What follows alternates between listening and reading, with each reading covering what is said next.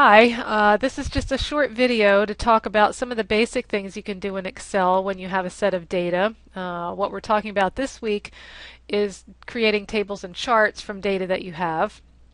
So I wanted to show you some examples of how we can use Excel to create some of those tables and charts, and how we can use it to change frequency data to percentages and cumulative percentages, which is often what you'll need to create your tables and charts in Excel. So I have here a Excel data file, and in the first column we have a list of keyboard defects from a computer company, and you'll see we have a list of possible defects that could have been reported. And in the second column we have the frequency of how often each of those defects was reported. So warpage was the most frequent one at 1,987, and so forth down the list, down to jetting, which was the least frequently reported defect at 258. You will notice here that this column of frequency is sorted from our highest frequency defect to our lowest. That's going to be important later on when we look at cumulative percentages. So if you're going to be calculating cumulative percentages and such from a set of data like this, make sure that you first have it sorted from the highest frequency to the lowest frequency before you get started. It'll make things much easier. So the first thing that you might be asked to do is to convert these frequencies to percentages, so that you can tell what percentage of all of the defects were due to warpage, what percentage were due to damage, and so forth down the list. So we'll go here to column C, and we'll calculate our percentages there. Just put your cursor in there and give this a title so we know what we're putting in this column, and I'll label it percentage. So you probably know that the basic formula for a percentage is to take the frequency. For example, for warpage, we would take the 1,987, divide it by the total, which is the last line here, 6,324, and multiply that by 100. That will give you a percentage. So we're going to do this using a formula, because that's the easiest way to do it, and all formulas in Excel start with an equal sign. So if we put our cursor on this empty cell where we want the formula to go, we're going to start with our equal sign. And so remember the formula, we take our frequency. So the first frequency we're going to work with, which is for warpage, is in cell B2 right here. So that's going to be the first part of our formula. We want the number in B2, and we want to divide that by the total. So we put in our division sign, which is the slash mark. And we want to refer to cell B12 because that is where the total number is. And you'll see that I clicked on that and it automatically put B12 into my formula up here in the formula bar. Now, before we go on, I want to be able to copy this formula down into all the other columns instead of having to retype it. And I'll show you how to do that in a minute. But before we do that, it's important that as we copy this formula down, that Excel knows that we always want to be using the total value in cell B12 to calculate the percentage for every one of our defects. So the way that we lock a cell, meaning the way that we tell Excel that we have to always use that specific cell for our calculation, is to put dollar signs in front of both the column and in front of the row number. So you'll see I put a dollar sign before the B and a dollar sign before the 12. And that simply tells Excel that every time we calculate a percentage for each of these frequencies, the denominator always has to be the value located in B12. Okay? So we're going to finish that part of our formula by putting our closed parenthesis. Now remember I said it was the frequency divided by the total, and you want to multiply that value by 100. So you put in our multiplication sign, which is your asterisk, put in 100 to tell it to multiply it by 100, and hit your enter key, and you'll see that the percentage shows up as 31.42. Now, remember I said we can copy this formula down so that we don't have to retype it every time. If you had, it wouldn't be so bad to do it 11 times here, but if you can imagine if you had a data set that had hundreds of entries here, you certainly wouldn't want to have to type that formula hundreds of times for each individual defect. So let's copy this formula down, and Excel will copy the formula for us. So you'll see when I click on this cell, if you look in the right-hand bottom corner of this cell is a small square, and that is called a fill handle.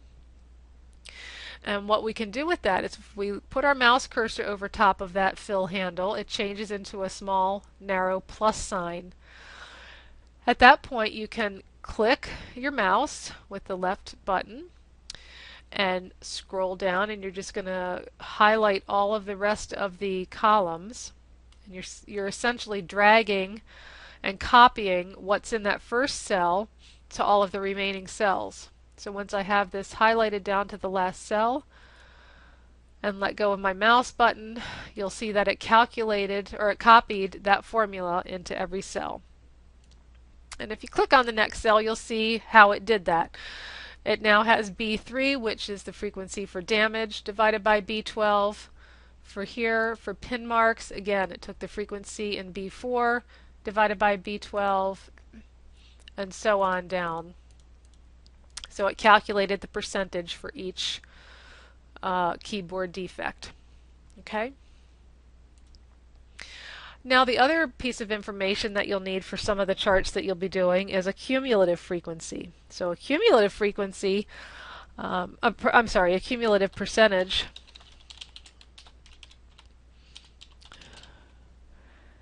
basically adds up the percentage for each category as we go down the list. So it starts with the percentage for warpage, which is 31.42. It then adds in the percentage accounted for by damage, which is 16.43. It adds them together, and it keeps adding as we go down the rows until we have added up the percentages for all of the defects as we're going down the list. So how do we do cumulative percentage? Well, when we start at the beginning, the first value for cumulative percentage is going to be equal to the value of our first item here, which is for warpage. So we're simply going to set this cell equal to the percentage for warpage, which is in cell C2 right here, and click enter, and you'll see that it simply copied the 31.42 over to our cumulative percentage column. So now as we move down the list, now we're going to add in the percentage for damage. Okay, and to do that, again, we're going to create a formula. We will start with our equal sign.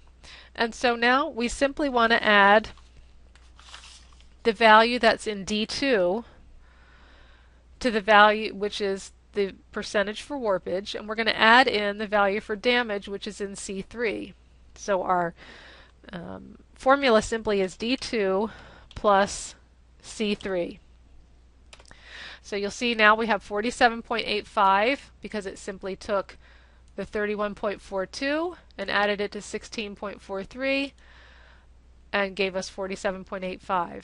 Now again, we want to keep doing this down the column, but instead of having to type that in every time, again I can take my cursor over the fill handle, drag it down, and you'll see that it calculated the percentage, the cumulative percentage for each category as we went down.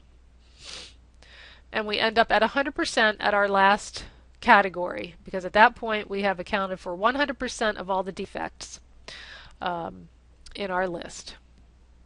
Okay, so that is how we do percentages and cumulative percentages in Excel. So the next thing I want to show you how to do is how to create some basic charts in Excel. That's part of your first homework set, is to create a number of charts. So let's go over how to create some of the very basic ones that you'll be asked to do.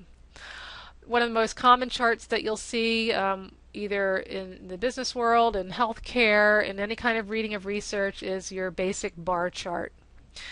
So to put in any kind of chart into Excel, you're going to go across here to your menu, click on Insert, and you have a number of options here, chart options, different kind of charts that you can put in. I'm going to start with what they call a column chart. I also call this a bar chart, but column in Excel means that the bars are going to be going vertically rather than what they call a bar chart, which has them going horizontally. You can do them either way, whatever you prefer. I'm going to do them vertically because I happen to prefer having the bars go vertically, but you can do whatever you like, and the process is the same no matter which one you choose. So to insert the chart, we're simply going to click on the chart that we want. So I'm going to click on column, and you're going to get a number of choices here of different kinds of columns you can create, and we're going to stick with the very simple one, which is your first option here, your basic 2D column chart, a clustered column. And we're going to click on that, and you're going to get this blank screen. So the first thing that you need to do is to tell Excel where is the data that you want to put in your chart. So if you go up here to your menu bar, you'll see an item here that says Select Data. And that's where we're going to select the data for our chart. So click on that button, and you will get this window that opens up, this Select Data Source window. And across the top here it says Chart Data Range, and it's simply asking you for where in your worksheet is your data located that you want to put in this chart. So we need to select that data and tell Excel where it is. So we're going to go over here. On the very right hand of that line, you'll see a little spreadsheet icon here. We're going to click on that little icon, and at this point we can highlight the data that we want to use. So we're going to go over here to our data list. And of course, the first thing we need to put in our chart is the actual names of our defects. So you're going to highlight that whole column, and you'll see the blinking line going around to make sure that you'll know what you've got selected and what you don't have selected. Now, for our bar chart, we're not going to plot the frequencies. If we were going to plot frequencies, I could simply highlight both columns and be done with it, and that would be easy enough. But I don't want to do frequencies, I want to do percentages. So I'm going to highlight the defect column, and in order to get the percentage column, which is not right next to this one, I need to push the Control key on my keyboard, and that will keep the defect column highlighted, but then I can go over to the percentage column and also select that column as well. So use the Control button on your keyboard if you want to select two columns that are not directly next to each other. So I've got my two columns of data highlighted. You'll know that you have the correct cells highlighted because you'll see the blinking line going around the edge. And once I have my two columns of data selected, I'm simply going to hit Enter, and the data shows up in this screen. Now there's nothing else that you need to do here. So you click the OK button, and you'll see that we have the beginning of our chart with the defects listed across the bottom and the percentages here. Now this chart needs some cleaning up to really make it a good chart, and so that people who are looking at the chart understand what it is that you're trying to show. The first thing I want to do is make sure that my y-axis, or my vertical axis here, goes from 0 to 100. Since I'm showing percentages, and percentages can go to 100, I want my axis to reflect that. So how do we change the axis? You can click on any number on the axis here, and you'll see that the entire axis gets highlighted with this box and the circles at the corners. And inside that box, if you right click, you'll get this window that opens up, and you're going to you'll get this window. You'll scroll down to the last option, which says Format Axis. We're going to click on that, and we have a number of options here.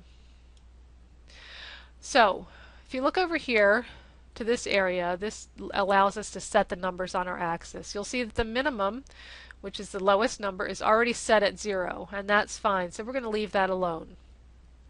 But you'll see that our maximum is set at 35, and I don't like that, so I want to change that to 100.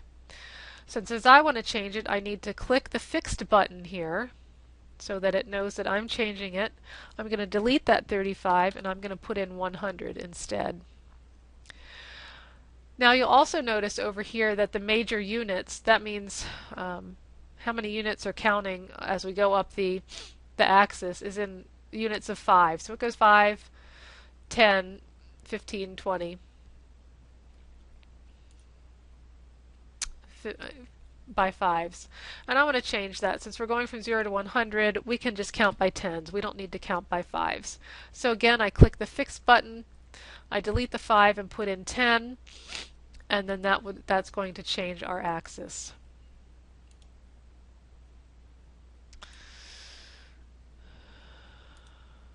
Which did not work, so hold on just a second. 100. Okay, so now we have our axis going from 0 to 100, which is what I wanted, but I don't like having these 2 decimal points here because we don't need them. We want to change those just to whole numbers. So again, with your axis highlighted with this box around it, right-click inside the box, scroll down to Format Axis, and we want to format the numbers. So we click on Number here in the left column, go over here to the right hand side of this window, and under Category, make sure that Number is highlighted in the category list. You'll see that decimal places here is set at 2. We're going to change that to 0 so it shows no decimal places. And click on Close. And so now you'll see that we have 0 to 100 and no decimal places. It's only whole numbers, which is what I wanted. Okay?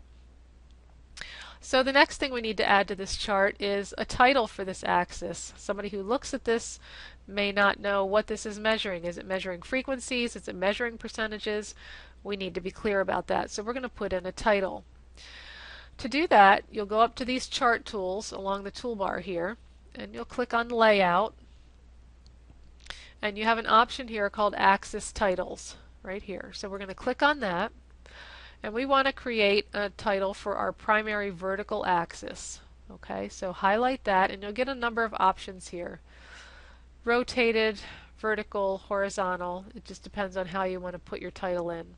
I'm going to put it horizontally. So I click on that. I just delete what's in the box and put in whatever title I want, and I'm going to put in percentage so that people who look at this know that this is measuring percentage. The next thing I want to do is put in the actual values for each of these bars so that people looking at my chart will know exactly what percentage is represented by each of these bars.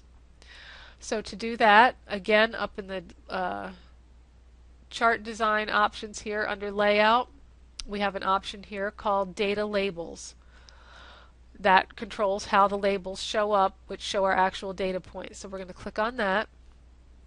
With the bar chart, I typically put my data values outside the end of the bar, meaning it's going to show up here on top of the bar. You can put them inside. You have a lot of options here for where to put them: inside at the top of the bar, inside at the bottom of the bar. You can center them. I'll put them outside for now. So I click on that and you'll see that our actual values show up here. Again, they are showing up to 2 decimal points. I think it's too busy looking and we don't need all that information, so I'm going to round these again to whole numbers. So to do that, I'm going to click on any number showing up on my chart. You'll see that all of them get highlighted with the box with the circles on the corners. If you right click on any number, you'll get this window. You'll scroll down to the bottom where it says Format Data Labels. Click on that. And again, we're going to format the number. So go in the category list, highlight number, go to the decimal places, delete the 2 and put a 0, and close. And you'll see now that the percentages have been changed from decimal places to whole numbers. The next thing we need to do is add a chart title. People don't know what this chart represents unless we give it a title. So again, up in our Layout menu here, you're going to click on Chart Title. I'm going to put it above the chart. Again, you have options here. simply delete what shows up and put in your own title. So I'm going to call this keyboard defects reported to XYZ Corporation. And there's my chart title. And then the last thing, we have this legend sitting here. If you had more than one data series plotted here, more than one set of bars, you would need a legend so that you could identify what the bars represent. But since we only have one series of data here that show keyboard defects, we do not need this legend. And so if you just click on it, it'll highlight it with the box, and hit delete. It will get rid of it altogether, and you don't need it, so you can delete it for this chart. So there's your basic bar chart, or what Excel calls a column chart. And then you can explore that a little more. There's all kinds of editing things you can do to your charts if you take some time just to play around with it a little bit, to format them the way that you like them. Everybody has a different way they like to do their charts, and you can certainly play around with them and create charts the way that you like them. But this at least gives you the basic format for how to do a bar chart. So another kind of chart that you might make is a pie chart. I'm not a big fan of pie charts. I think they have some drawbacks in terms of how well they represent data, especially if pie slices are similar in size, or if there's a whole lot of pie slices, it's hard to sort of compare them. And sometimes they can be a little misleading. So they're not my first choice of charts to make. But just in case you ever decide to make one, we'll go over how to do that. And we're basically going to follow the same steps that we followed for the bar chart, except this time we're going to select a pie chart. So we'll go up here to our menu, click on Insert, and if we go to the Charts area, one of your choices is a pie chart. So we'll click on that. And again, we're going to stay very simple. If there's anything worse than a regular pie chart, it's a 3D pie chart. So I would rather you not ever make a 3D pie chart, because they're even worse in terms of sort of making the data appear distorted than a regular pie chart is. So we're going to stick to the plain 2D pie chart up here in the left corner. We'll click on that, and we'll get an empty box like we did when we started our bar chart. So again, your first step is to tell Excel where is the data that you want to put in your chart. So you'll have your across the menu items here, you'll have Select Data, which you're going to click on so that you can select the data for your chart. So highlight that, and this should look familiar. This is your Select Data window. You'll click on your little spreadsheet icon here, and again we're going to highlight the data the same way we did before. We're going to highlight our defect names, hold down our Control key, and highlight the percentages. And once we have that done, you'll click Enter and OK. And so now it has basically created your pie chart. Now this needs a number of things to make this more readable. The first thing that we need to put in are actual data labels. So we want to show the actual percentages on this chart. So to do that, we're going to go up here to our chart tools and click on Layout. And we have an option here for our data labels. We're going to click on that. And you have several options here for where to put the percentages. You can put them inside each pie slice. You can put them at the end, outside, best fit. If you select that, Excel will pretty much just decide where is the best place to put them. For now, I'm going to put them outside the end of each pie slice. Okay, so there we have them. Again, I don't like the 2 decimals because I think it makes the chart look too busy. So let's get rid of the decimals and round those to whole numbers. So to do that, click on any number, and you'll see that they all get highlighted with the boxes. Right-click on the box, or of any of them, scroll down here to where it says Format Data Labels. Again, you'll get the same window. We want to format the number, so we'll click on that. In our category list, click on Number, And in the decimal places, we're going to delete that 2 and put a 0. Click on Close, and you'll see that our data labels have changed to whole numbers. Another thing that I would like to do, because there are so many options here, so many categories, and it's hard to sort of go back and forth matching up colors to pie slices, let's move the names of the defects over here next to each pie slice. Okay. So to do that, we're going to go back up to the data labels, and we have more data label options.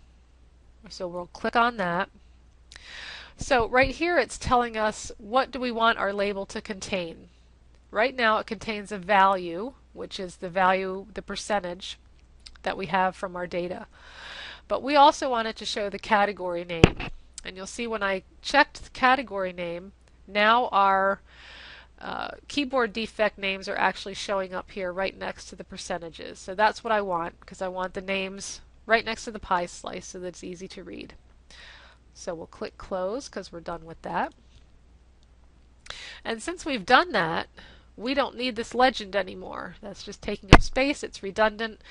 And since we have our names next to the pie slices, we don't need it. So let's highlight that and simply hit Delete on your keyboard and it will disappear. And then the last thing that this pie chart needs is a title, again, so that someone looking at your chart knows exactly what we're showing. And again, we're in the Layout section of our chart tools. Click on Chart Title. And again, I'm going to put it above the chart. Delete what is already there. And we'll give it the same title that we gave the other chart.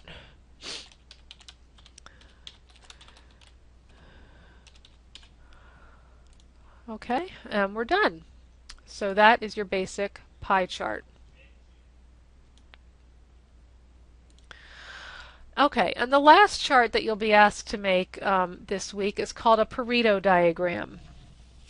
Now remember, the Pareto diagram serves a specific purpose, and that is to show on one chart not only the percentages of each category that we're looking at, so in this case keyboard defects, so we want to show not only what is the percentage of each type of defect that we have reported, but we want to simultaneously look at the cumulative percentage of those defects so that we can sort of see which defects are accounting for the majority of all the defects reported to our company. And so if you'll remember from your reading, a Pareto diagram contains two series of data. So we're going to plot percentage and cumulative percentage on the same chart. So this is a little bit trickier. It's just not quite as straightforward, but it's still easy to do. It just takes a few more steps. So to start on a Pareto diagram, again, we're going to go up here to our toolbar, click on Insert, and we're going to start with a column chart. Just like we did, we're basically going to recreate this bar chart, but add in the cumulative percentages. So that's where we're going to start. So click on Column, and again we want this 2D column chart, so we'll click on that. We get our empty box. And remember, the first step is to select the data that Excel needs to put in the chart. So we're going to go up here to our menu bar, click on Select Data. You'll remember that we need to click on this little spreadsheet icon to select our data. And now we'll select it. So again, we need the names of the defects, so we're going to highlight that first. We're going to hold down the Control key, and we're going to highlight the percentages and the cumulative percentages. So we want both of those columns highlighted. So we have the defect names, all the percentages, all the cumulative percentages. You'll hit Enter, and you'll get the screen. You're done with this for now. You'll click OK. And so now you'll see that we have both percentage and cumulative percentage now plotted on the same graph. So just like the first chart that we made, these blue bars represent the percentage for each of our categories. So let's start with that. The percentages are going to be plotted on this left vertical axis. So let's start with formatting the axis the way we did the previous one. We're going to click on the axis till it's highlighted with the box, then right click and scroll down to Format Axis. And again, the minimum is fine, it's set at 0. But our maximum right now is set at 120, so I'm going to click on the fixed button. I'm going to change that 120 to 100 because you can only go up to 100.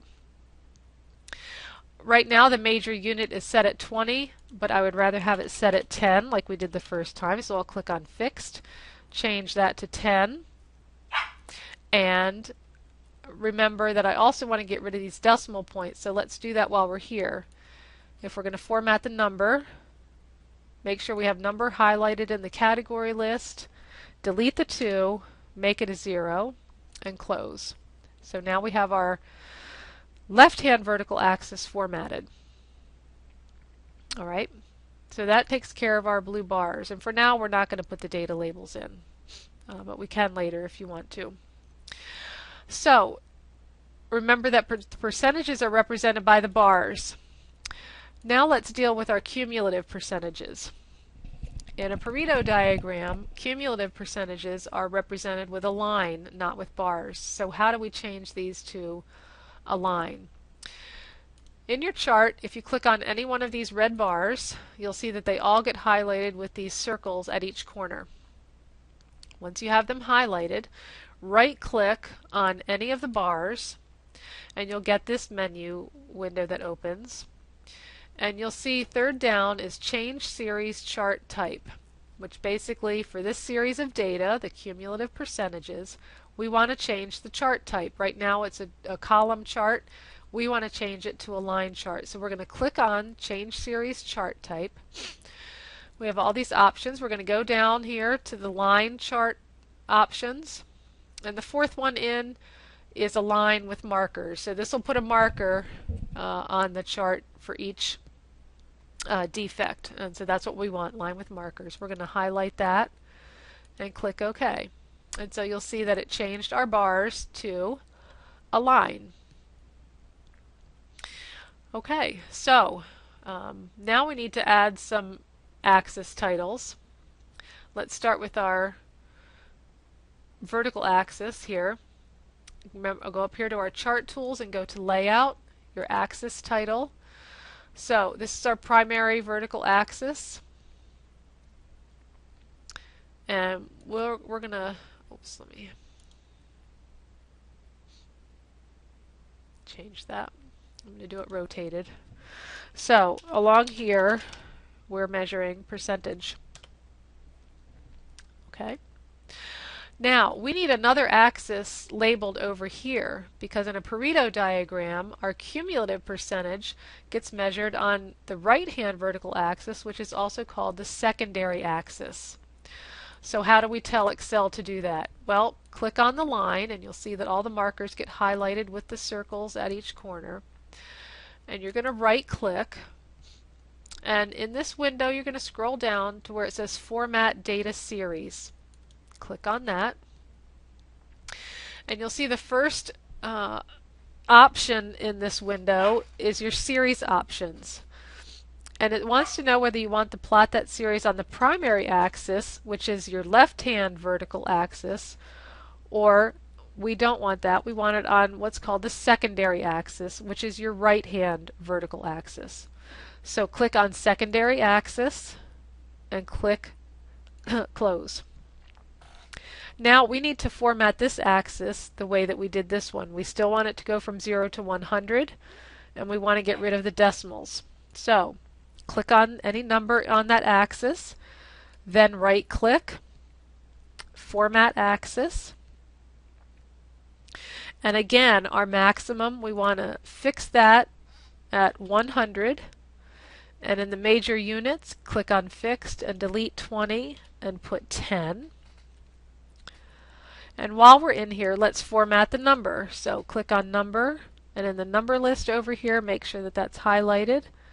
For decimal places, delete the 2 and make that a 0. So now we have formatted our secondary axis from 0 to 100 in whole numbers and cleaned that up. Now, since we have we need to label this axis the way we labeled the other axis so that we know that this is cumulative percentage over here. So let's do this the same way. Up in our layout menu, axis titles, we want our secondary vertical axis. And again, I'm going to rotate it, and we're going to delete, put in cumulative percentage. Okay. And now that we have these labeled, we really don't need the legend here. So you can click on that and delete that. And then the final thing that we need, just with every other chart that we do, is a chart title. So if you have your layout chart toolbar opened here, go to chart title. We'll again put it over the chart, delete what's there, and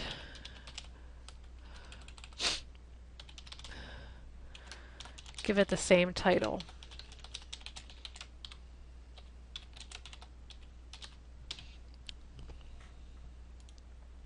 And so there's your basic Pareto diagram.